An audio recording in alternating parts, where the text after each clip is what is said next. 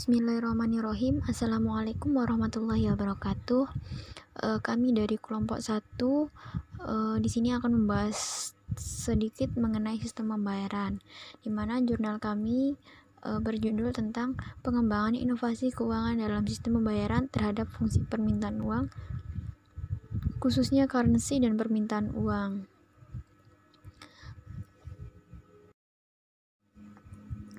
Yang selanjutnya, di sini saya akan memperkenalkan anggota kelompok dari kelompok 1. Yang pertama ada Ragil Rahmawati, saya sendiri. Yang kedua ada Dwi Widyaningrum. Yang ketiga ada Firdausiah. Yang keempat ada Vivilia Aprilida. Yang kelima ada Khairul Anam. Yang keenam ada Imron Rasyadi. Dan yang terakhir ada Miss Nati. Di slide selanjutnya, di sini akan membahas tentang pengertian sistem pembayaran terlebih dahulu. Sebelumnya kita harus tahu apa sih sistem pembayaran itu. Nah, sistem pembayaran adalah seperangkat aturan, lembaga, dan mekanisme yang dipakai untuk melaksanakan pemindahan dana guna untuk memenuhi suatu kewajiban yang timbul dari suatu kegiatan ekonomi. Jadi kegiatannya pemindahan dari pihak satu ke pihak lain, pemindahan dana maksudnya. Di situ pengertian dari sistem pembayaran.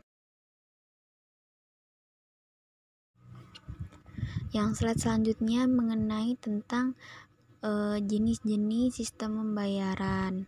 Nah, di sini yang pertama ada retail payment, di mana retail payment itu digunakan untuk memproses transaksi ekonomi dengan nilai kecil atau yang dikhususkan untuk pembayaran tanpa menggunakan uang sepeser pun. Jadi dia transaksinya dalam nilai yang kecil. Nah, instrumen yang terdapat dalam retail payment atau instrumen-instrumen pembayaran yang terdapat pada retail payment yaitu diantaranya seperti kartu ATM, terus ada e-money, terus ada digital money, dan ada using payment card. Yang selanjutnya ada sistem yang kedua yaitu batch system, di mana sistem ini memungkinkan dilakukannya pembacaan data dari instrumen paper base secara elektronik. Nah, jadi bank atau nasabah dapat menyiapkan langsung instrumen paper base dan menyerahkan pada clearing house melalui bank. Nah, instrumen-instrumen yang terdapat pada batch system di sini ada cek, kredit remittance, electronic direct debit payment, dan lain sebagainya. Yang selanjutnya, yang terakhir jenis sistem pembayaran yaitu wholesale payment system, di mana pemrosesan transaksi khusus yang bernilai besar dan bersifat penting yang muncul dari transaksi treasury, dealing trade finance, dan operasi lainnya di bank yang tersentralisasi. Nah, yang membedakan sistem ini dengan sistem pembayaran lainnya yaitu setiap pembayaran diproses secara individual. Nah, di tahun 2000 Bank Indonesia itu meluncurkan atau memperkenalkan mekanisme sistem pembayaran itu yaitu Real Time Gross Settlement atau RTGS, di mana dengan adanya mekanisme ini, peserta dapat didebit dan dikredit berkali-kali dalam sehari, sesuai dengan perintah pembayaran dan penerimaan pembayaran. Jadi, kita bisa melakukan transaksi berkali-kali, maupun debit maupun kredit. Nah, dengan demikian, bank peserta mekanisme RTGS di sini itu harus mempunyai saldo yang cukup yang tersimpan dalam Bank Indonesia. Jadi harus punya saldo yang cukup. Nah, bila bank peserta tadi RTGS itu tidak punya saldo yang cukup atau likuiditasnya kurang, itu akan masuk dalam daftar tunggu sampai bank peserta RTGS itu memiliki saldo yang cukup untuk transaksi. Nah, itu ketiga dari jenis sistem pembayaran. Yang selanjutnya ada alat pembayaran atau instrumen dalam pembayaran. Yang pertama ada clearing. Nah, di situ apa sih clearing? Clearing itu merupakan layanan transfer uang ke berbagai rekening bank nasional, baik dalam jaringan ATM bersama maupun ATM prima. Nah, dalam clearing ini kita menggunakan alat pembayaran berupa clearing itu misal kita transfer atau cara kerjanya itu berkisar 2-3 hari ya. Jadi misal kita transfer dari rekening A ke rekening B hari Senin misal saja. Nah, itu akan sampai di rekening tujuan itu pada hari Rabu atau Kamis. Jadi dengan alat pembayaran sistem atau menggunakan clearing ini itu cukup lama memang. Tapi misal kita mengirimnya pada pagi hari sebelum jam 11, bisa jadi sampainya itu pada hari yang sama namun tidak real time, mungkin malam atau sore nyampainya jika sebelum jam 11. Nah, biaya transfer dalam clearing ini itu secara mayoritas bank itu maksimal biayanya administrasinya sekitar 5.000 dengan limit transaksi maksimal itu 10 juta per harinya. Jadi clearing ini ada kelebihan dan ada kekurangannya. Kalau kelebihannya itu ya murah, kita transaksi, namun juga lama gitu. Nah, clearing ini biasanya disebut dengan LLG atau SKN seperti itu. Alat pembayaran yang selanjutnya itu ada RTGS. Tadi sudah dibahas sedikit tentang RTGS, yang dia termasuk instrumen dari wholesale payment system, dimana beda. Secara umum itu hampir sama dengan clearing, tapi bedanya itu waktu transfer di RTGS ini lebih cepat daripada clearing. Kalau di RTGS itu cuma 1-3 jam saja, paling lambat itu besok sampai di rekening tujuan. Jadi RTGS lebih cepat daripada clearing. Yang membedakan itu pada limit maksimum transaksinya itu dia 100 juta, tapi biaya transaksinya cukup mahal, yaitu 15.000 per transaksi. Nah, jadi intinya di sini RTGS itu digunakan untuk transaksi transfer dana ke lain bank dengan nominal yang lebih besar. Kalau klik cuma kurang dari 100 juta itu sarannya pakai clearing saja. Alat pembayaran yang selanjutnya yang ketiga itu ada cek. Cek itu surat perintah tidak bersyarat untuk membayar sejumlah dana yang tertera di dalam cek. Jadi penarikan cek itu dapat dilakukan baik atas nama maupun atas tunjuk, yang merupakan surat berharga yang dapat diperdagangkan. Cek. Jadi misal kita membeli cek itu pakai kertas ya. Nah, kertas kita nulis nominalnya berapa, di situ dikasihkan nanti dicairkan gitu. Terus yang selanjutnya yang keempat ada kartu ATM debit, yaitu dimana alat pembayaran yang digunakan untuk melakukan penarikan tunai, pemindahan dana, terus melakukan pembayaran, transaksi pembelanjaan dan lain-lain. Nah, seperti contoh kita guna ATM BRI, BNI, Mandiri dan lain sebagainya, itu kartu ATM debit, dimana kartu ATM debit ini merupakan metode pembayaran yang digemari atau yang disenangi oleh masyarakat Indonesia, mengingat bahwasanya kita menggunakan kartu itu lebih praktis, lebih cepat juga, terus lebih mudah dijangkau juga. Terus yang selanjutnya ada kartu kredit. Kartu kredit di sini merupakan alat pembayaran yang memiliki prinsip buy now pay later, di mana beli sekarang bayarnya nanti. Jadi di mana ketika kita transaksi memang kita itu wajib bayar, tapi kalau kita punya kartu itu, kita itu bisa menggunakan kartu itu terlebih dahulu, tapi nanti kita bayarnya itu pada penerbit si kartu kredit tadi. Jadi istilah kasarnya itu kartu kredit itu kartu utang seperti itu. Jadi kita bayarnya ke si penerbit kartu sesuai dengan waktu yang disepakati, bisa per bulannya atau per tahunnya seperti itu. Nah, fasilitas yang ditawarkan dalam pemegang kartu kredit ini itu beragam, dari mulai diskon dari berbagai merchant, terus ada point reward yang digunakan untuk belanja, sampai dengan pembelian barang dengan bunga cicilan 0%. Itu kartu kredit. Kartu utang lah istilah gampangnya itu. Terus yang selanjutnya, yang terakhir, ada electronic money atau uang elektronik, di mana alat pembayaran yang berbentuk dalam elektronik, di mana nilai uangnya disimpan dalam media elektronik tertentu. Walaupun memuat karakteristik yang sedikit berbeda dengan instrumen pembayaran lainnya seperti kartu kredit dan kartu ATM debit, namun penggunaan instrumen ini juga tetap sama dengan kartu kredit dan kartu ATM debit seperti itu, yang ditujukan sebagai alat pembayaran.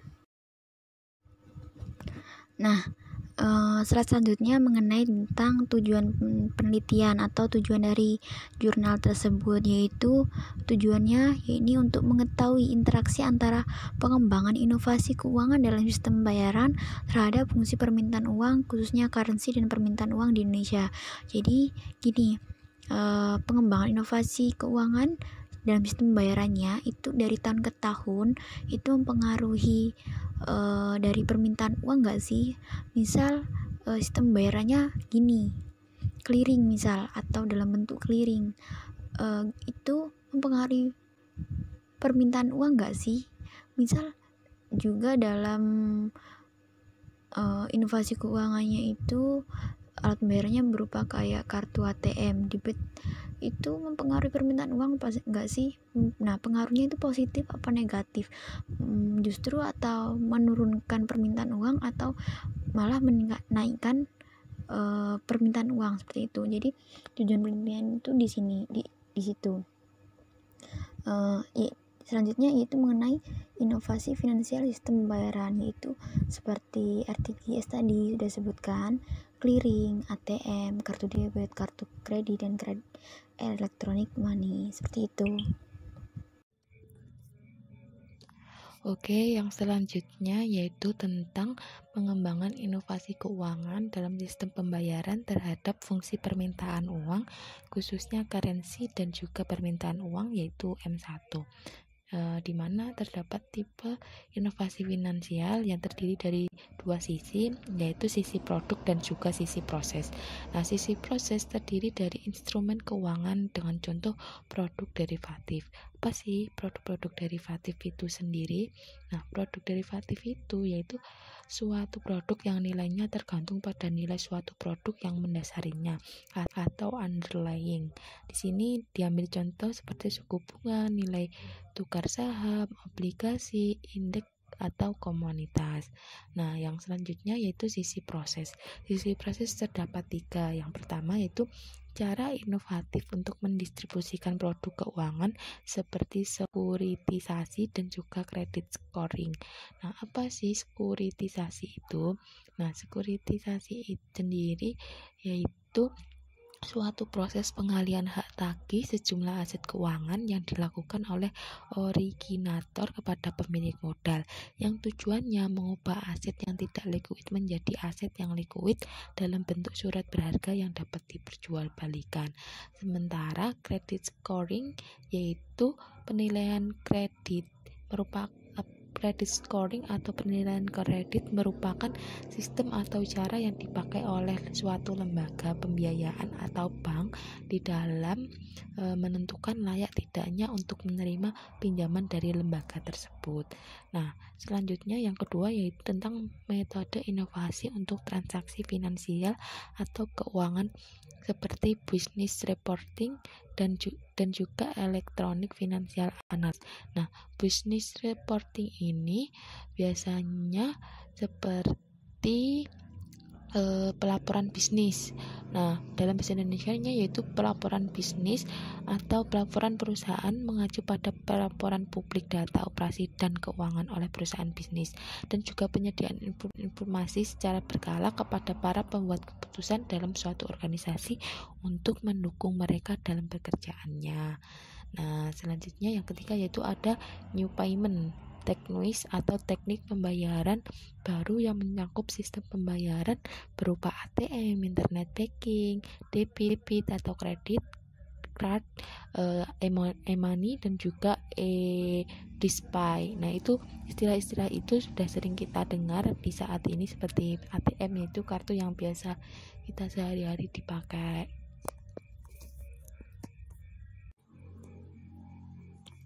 Selanjutnya yaitu salah satu inovasi finansial yang termasuk kategori proses dan perkembangan besar dalam 2 dekade terakhir ini adalah inovasi finansial dalam sistem pembayaran.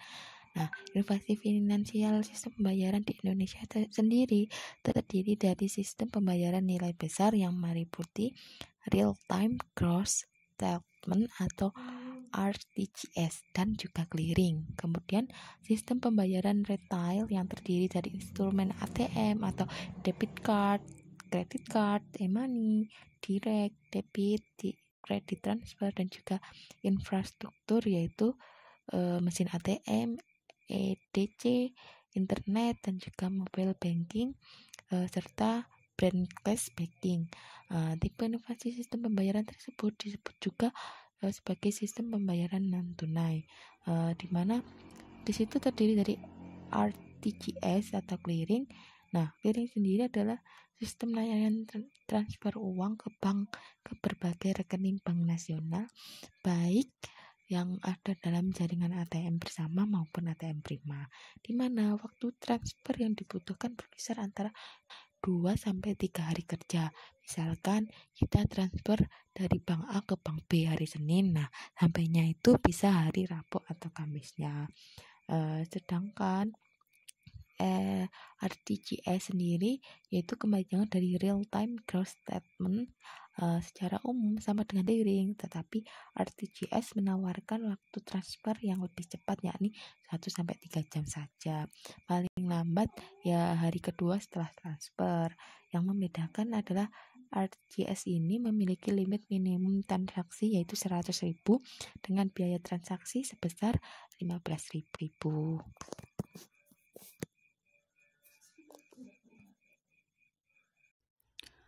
Penggunaan sistem pembayaran telah digunakan secara luas terutama dalam 3-5 tahun terakhir. Instrumen sistem pembayaran yang meliputi alat pembayaran menggunakan kartu mengalami peningkatan cukup pesat, yaitu untuk nilai transaksi kartu debit pada tahun 2016 adalah sebesar 155,4 triliun rupiah atau meningkat sebesar 237% dari tahun 2009. Nilai transaksi kartu kredit tahun 2016 adalah sebesar 26,3 triliun rupiah, meningkat sebesar 171% dari tahun 2009. Kemudian nilai transaksi e-money pada tahun 2016 adalah 749 miliar rupiah atau meningkat sebesar 3,361% dari tahun 2009. Di samping itu, dalam 12 tahun terakhir juga terdapat penurunan komposisi kurensi atau uang kartal di luar bank umum dan BPR yang merupakan komponen dari M1 atau uang dalam arti sempit, dari sebesar 44,3% di tahun 2004 menjadi 41,6% di tahun 2006. Tren penurunan komposisi kurensi tersebut dapat dilihat pada grafik berikut, di mana pada tahun 2004 nilainya sebesar 44,3% dan pada Januari tahun 2018 nilainya 40,1%. Kemudian, dengan perkembangan inovasi finansial, sistem pembayaran dapat dilihat pada grafik berikut. Dari grafik tersebut digambarkan bahwa terdapat peningkatan pesat pada inovasi finansial sistem pembayaran selama periode penelitian. Namun, pada bulan Juli tahun 2016 terdapat penurunan clearing dikarenakan adanya perubahan ketentuan dan pembatasan nominal transaksi RTGS dan clearing. Selain itu, pada triwulan pertama tahun 2016 juga terdapat penurunan GDP menjadi 4,94%. Pada tahun 2007 sampai 2009, nilai transaksi inovasi finansial sistem pembayaran terlihat masih cukup kecil. Hal ini dikarenakan adanya pengaruh dari krisis global tahun 2008. Namun, setelah itu, transaksi inovasi finansial sistem pembayaran mengalami peningkatan kembali.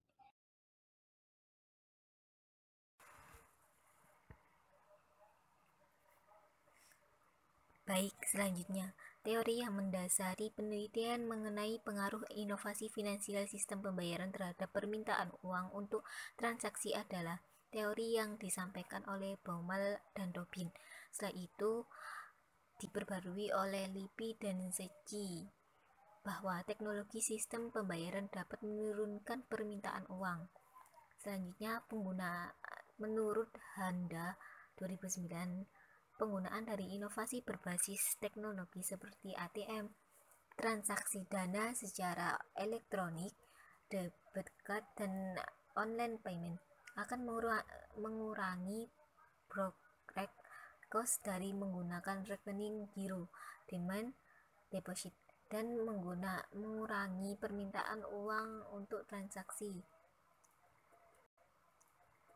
Setelah itu, kasus di Indonesia mengenai dampak inovasi finansial terhadap permintaan uang dan juga terhadap kebijakan moneter. Menurut Pramono et al. 2006, dalam penelitiannya mengenai dampak pembayaran non-tunai dengan proksi alat pembayaran menggunakan kartu atau APMK, yaitu ATM, kartu debit dan kartu kredit terhadap perekonomian dan kebijakan moneter, menarik kesimpulan bahwa semakin besar jumlah pembayaran non-tunai, maka akan mengurangi permintaan uang dan akhirnya memiliki pengaruh terhadap kebijakan moneter.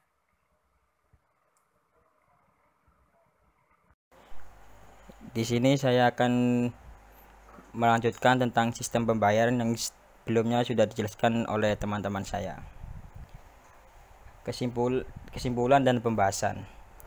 Yang pertama, hasil estimasi pengaruh inovasi finansial sistem pembayaran terhadap current dan M1, di mana pengaruh inovasi finansial sistem pembayaran terhadap current dan M1 adalah negatif, sesuai dengan teori Baumol dan Tobin, dan teori yang disampaikan Lippi dan Secchi.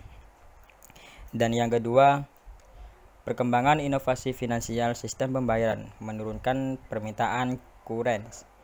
Hal ini sesuai dengan hasil estimasi, yaitu dengan menggunakan rasio inovasi sistem pembayaran terhadap GDP. Peningkatan penggunaan uang elektronik atau electronic money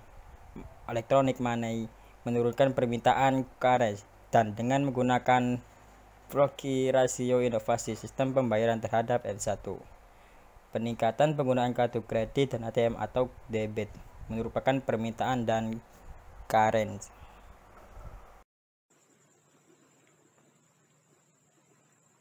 Baik, saya akan melanjutkan penjelasan dari kesimpulan dan pembahasan terkait jurnal sistem pembayaran yang mempengaruhi permintaan uang. Saya kemudian melanjutkan, dan ini pada poin ketiga, bahwa perkembangan inovasi finansial sistem pembayaran menurunkan permintaan M1.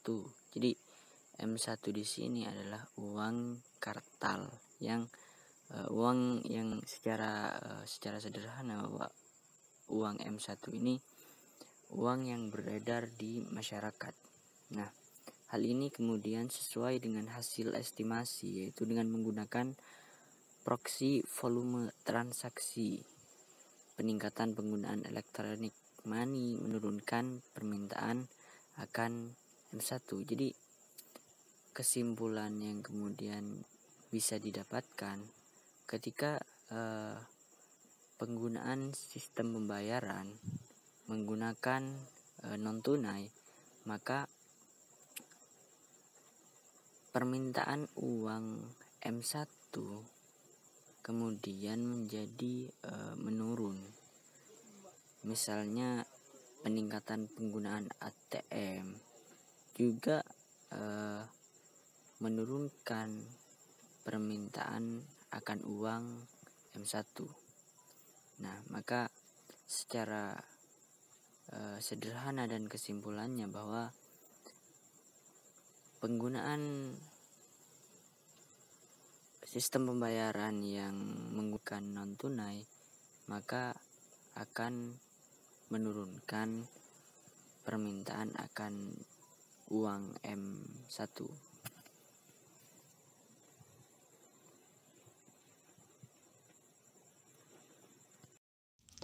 Keempat, yaitu proksi yang sesuai untuk mengukur hubungan antara inovasi finansial sistem pembayaran dengan permintaan uang dalam arti sempit atau M1 berdasarkan speed of adjustment yang tercepat adalah menggunakan nilai transaksi, menggunakan volume transaksi, serta rasio inovasi finansial sistem pembayaran terhadap GDP. Dari jurnal tersebut dapat diambil kesimpulan bahwa dari masing-masing proksi di atas secara umum, inovasi finansial sistem pembayaran menurunkan permintaan akan currency. Hal tersebut dapat dijelaskan yaitu pada estimasi menggunakan rasio inovasi finansial sistem pembayaran terhadap GDP, electronic money menurunkan currency. Kemudian dengan menggunakan proksi rasio inovasi finansial sistem pembayaran terhadap M1, kartu kredit dan kartu debit menurunkan currency secara signifikan.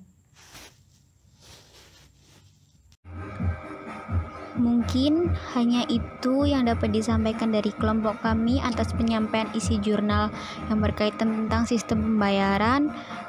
Kurang dan lebihnya mohon dimaklumi. Sekian, wassalamualaikum warahmatullahi wabarakatuh.